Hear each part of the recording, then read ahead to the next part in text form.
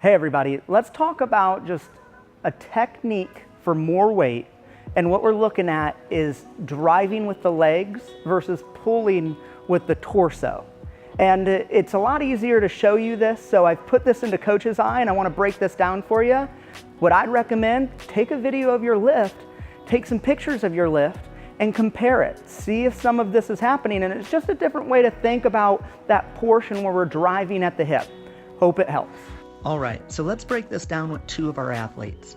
Now, when we talk about the legs driving the torso, we're gonna watch Caitlin come up here and get into the hip position. Now, this position, what's gonna happen is her torso is gonna take over and it's gonna wanna lead the drive. It's gonna wanna do the work versus her legs driving to extend herself. Now, as she pulls with that back, you're gonna see this happen. There it goes, right? And then she gets at this point where she's behind the bar, her legs haven't truly extended yet.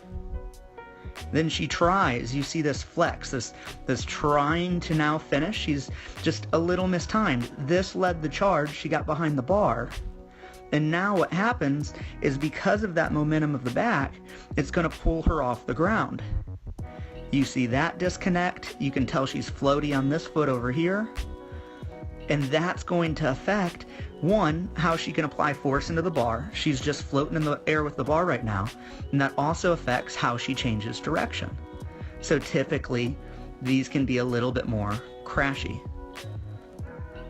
where you see her have to take a moment to gain control. That was timing at the hip. Now let's look at Zach. Zach's gonna come from the floor up to this hip position, and in this moment what we're going to see is Zach's going to apply force through the ground, which extends him up.